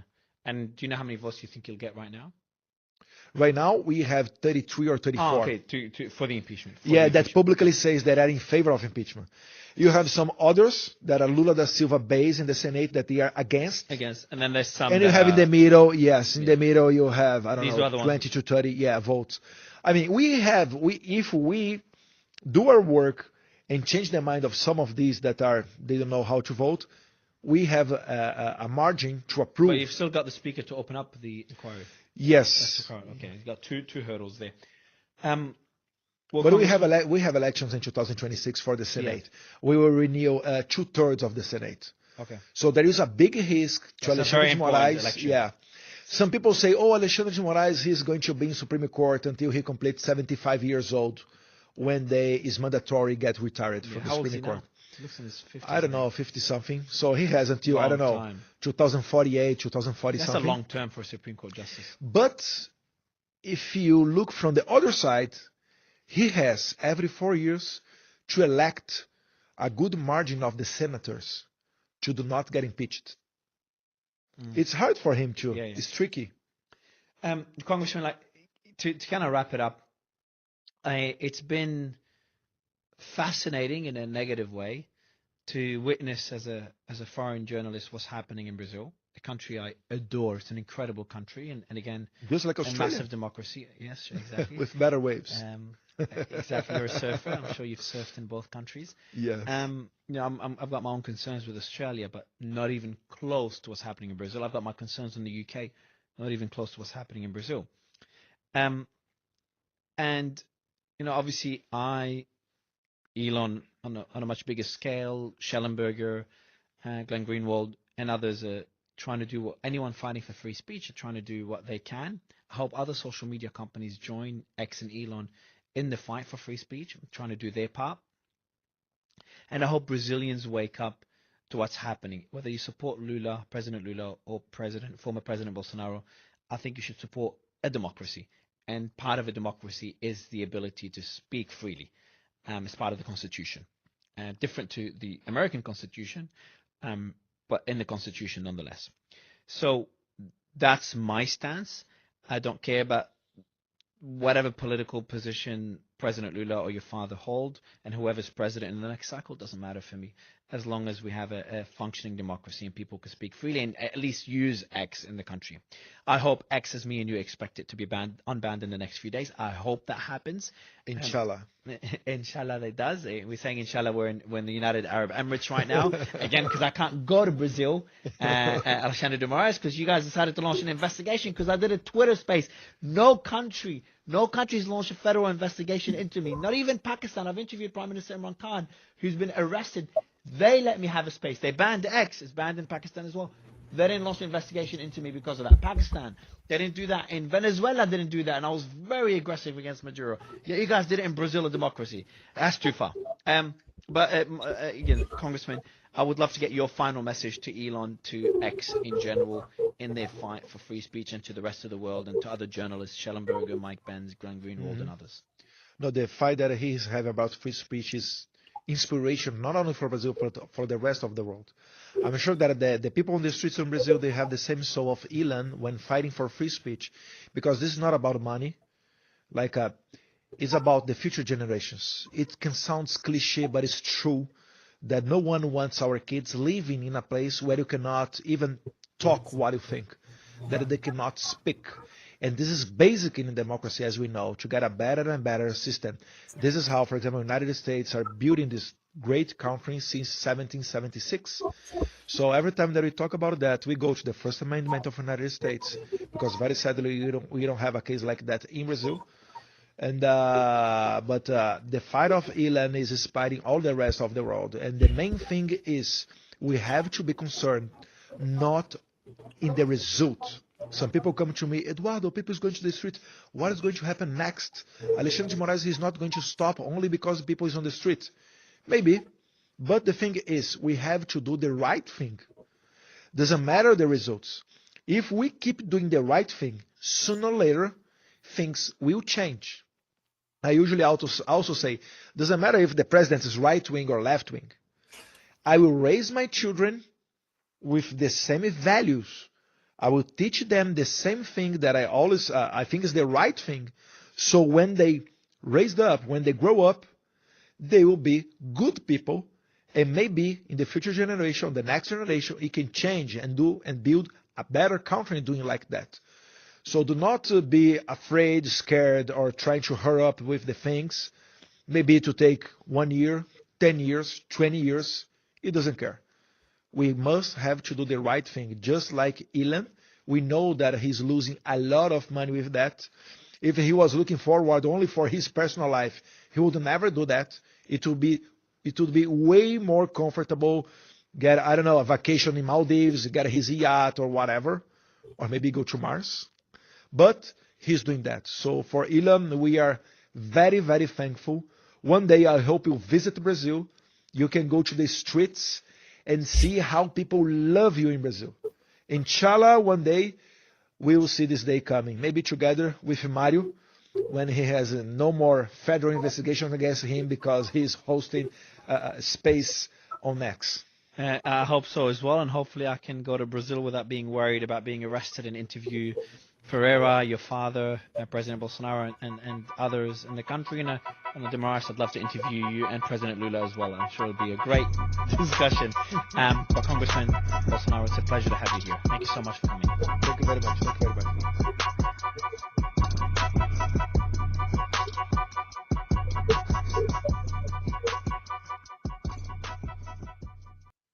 Eu acho que quando o X voltar ao normal, você vai lá e entra na página dele. Importante. Esse cara está fazendo um trabalho fantástico. Você vê que ele está escutando todo mundo.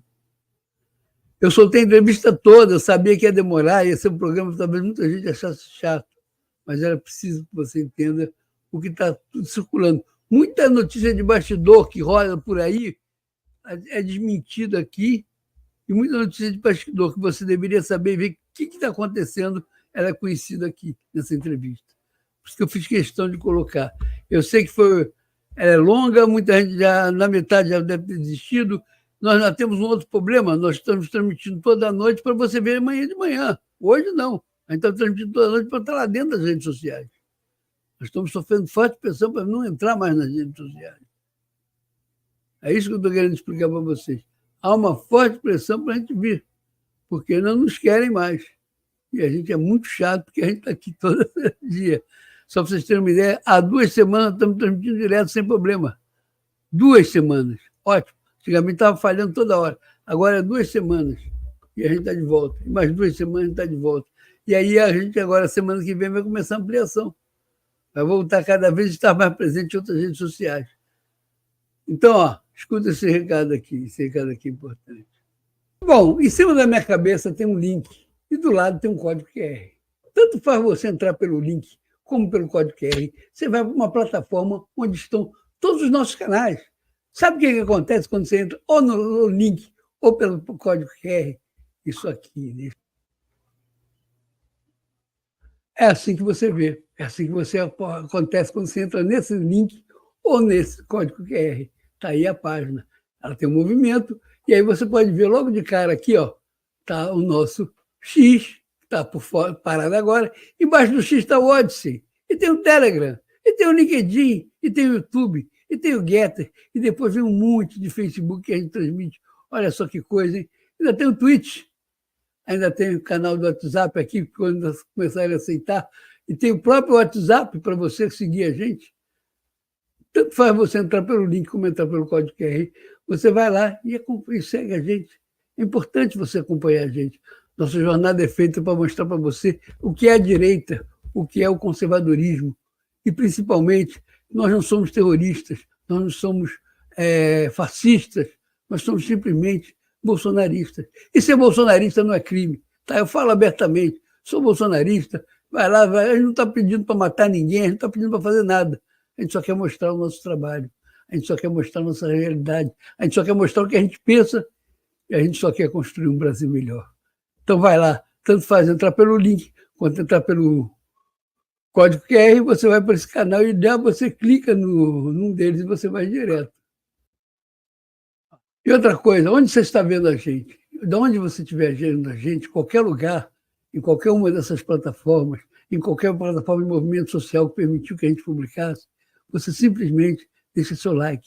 O seu like é a coisa mais importante que nós temos. Deixa seu like. Obrigado, você é amigo. Mas aí você resolve ser um amigão. Você, além do like, deixou um comentário. Puxa, como você é amigo da gente, você é um amigão, você deixa um like, um comentário. Caramba, legal. Você não paga nada por isso. Vai lá, você quer ajudar a força da imprensa da direita. Nós somos oficialmente a imprensa da direita. Os conservadores, os liberais econômicos, é com a gente. Então, você quer ajudar mais? Você deixou o seu like? Legal. Você deixou o seu comentário? Puxa, você é um amigão. Mas aí você quer fazer mais ainda. Você deixou o like, deixou o comentário e compartilhou com quem não nos conhece. Puxa, que bom, hein? Que legal você fazendo 3 coisas. Like, comentário e compartilhar.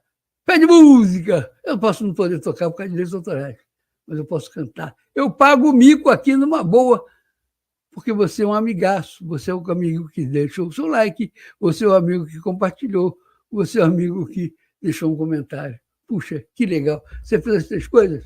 Pede música, eu vou cantar para vocês, pago o mico que for preciso. E tem um detalhe que a gente sempre tem que lembrar, ainda não é proibido cantar no Brasil. O dia que eu quero proibir, a partir de amanhã ninguém mais pode cantar. Aí tudo bem, mas cantar não é proibido, não paga direitos autorais. Tá bom? Então vamos lá, não esquece, deixa seu like, deixa seu comentário e compartilha. E muito obrigado. É isso aí, né? Deixa eu ver se estou... Voltei, isso aí. Bom, era esse o programa que eu queria apresentar hoje, um programa para a gente não desistir. Você viu que eu estava meio desanimado quando falei. A entrevista do Eduardo, para mim, é espetacular. Tá? Você vê que ele teve que viajar para Dubai para poder fazer essa entrevista, para não fazer aqui no Brasil, para não dar problema para ninguém. E o besta aqui vai reproduzir. Mas tudo bem. É importante isso. Tá? É importante as pessoas verem, é importante as pessoas ouvirem o que foi discutido ali, é importante as pessoas terem uma ideia do que está acontecendo. Não fazer carnaval achando que o Alexandre já caiu, porque ele não caiu. Eu acho que ele vai demorar, ele ainda vai criar um monte de coisa para não cair, mas no final ele cai, porque, como eu botei até na descrição desse vídeo, como o Padre Paulo Ricardo falou para mim uma vez, no fim, Deus vence. A gente estava foi em 2013, estávamos discutindo uma lei da Dilma que liberava as pessoas de denunciarem o aborto na delegacia. Você vai para o hospital e no hospital mesmo, o hospital tinha que levar essa denúncia. E ela podia pedir pílula do dia seguinte, podia fazer uma opção de coisa. E a gente teve que engolir isso aí, que ele não queria essa lei. Ele já tinha acabado de vencer o fim da linguagem de gênero. Lá ele juntou todo mundo, eu acompanhei isso lá no Congresso. Ele fez lobby, foi no... E aí veio essa, ele perdeu. E aí ele estava revoltado, ele falou, mas no fim. Aí ele parou, pensou, lembrou, no fim Deus vence. Eu tenho a obrigação nossa de lutar, a obrigação nossa de continuar, a obrigação nossa de insistir. E na hora que Deus quiser vencer, ele vence. Acabou, nós ganhamos. Mas não ficar esperando, não, vai ser amanhã, vai ser... Não, nós temos que ir para a luta. Continue ligando para o seu senador.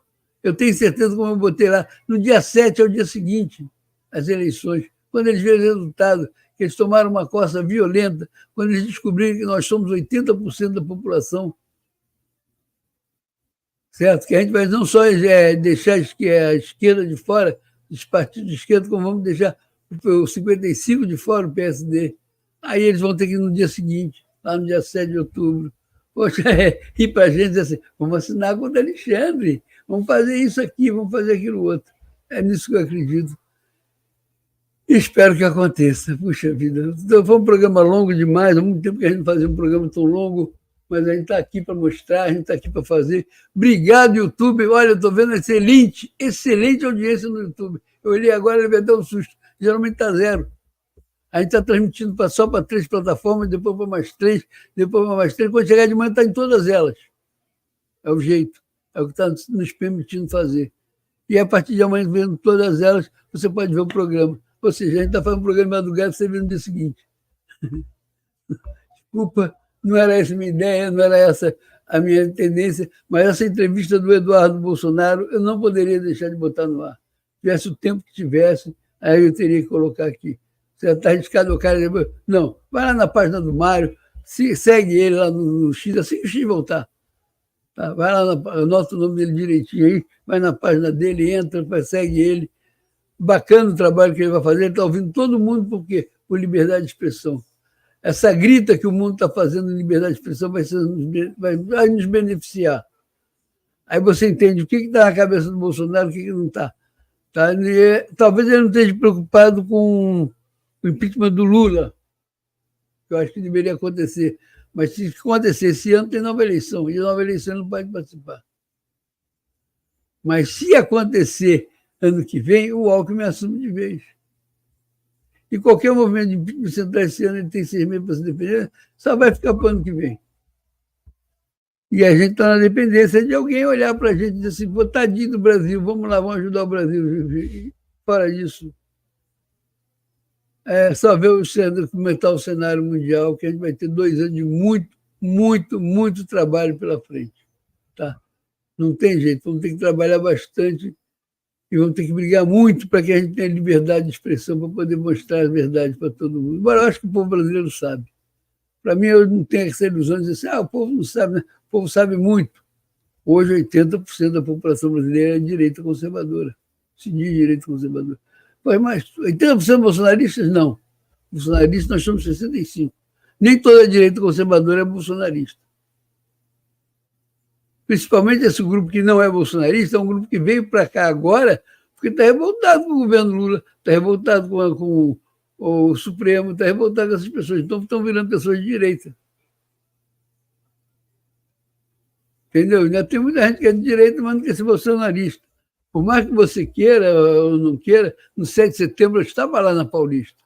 Aí tinha um grupo que era ex-intervencionista. Agora eles ainda querem intervenção, não gostam de político. Intervenção de quem? Esses políticos que estão aí no poder? Não dá não, meu filho, não dá não. A intervenção deles é com a China. Estão fechando um acordo com a China, tem muitos deles morando na China.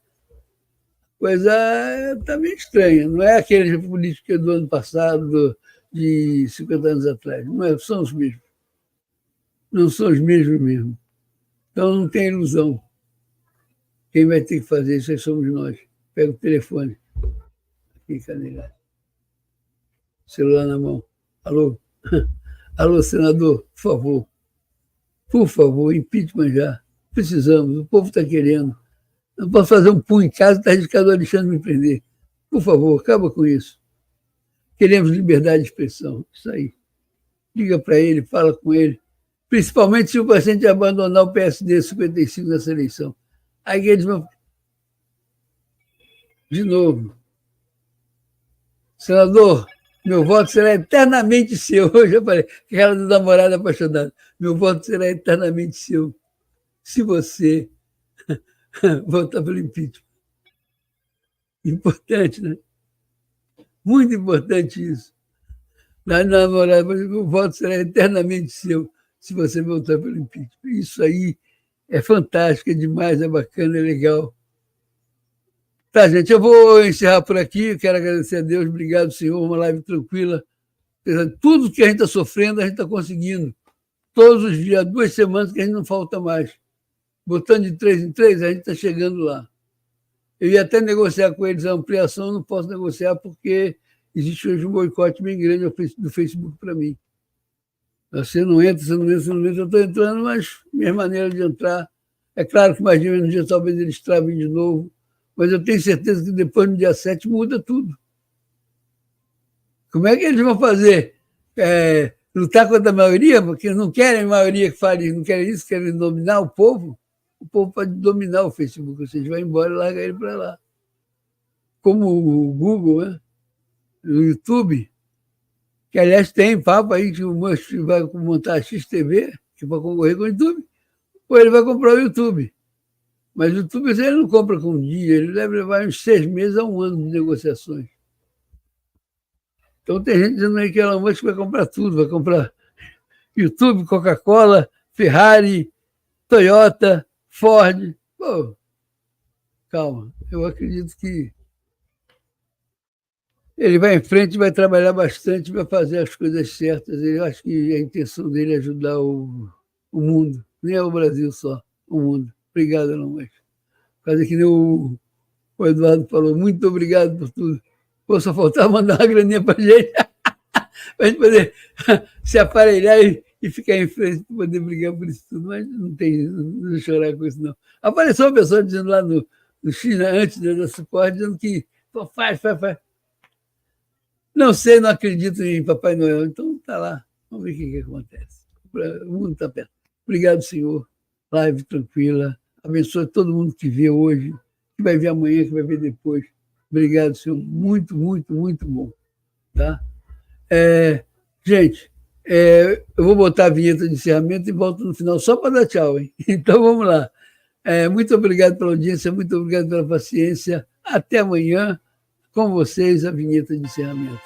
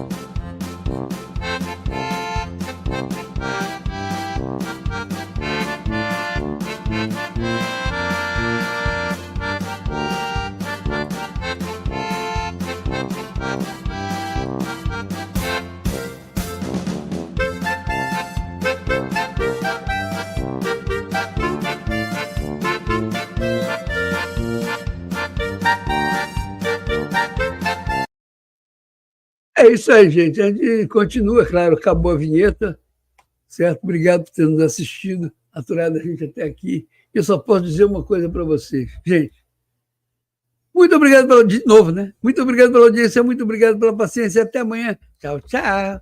Tchau, tchau, tchau, tchau, tchau, tchau, tchau, tchau, tchau, tchau, tchau.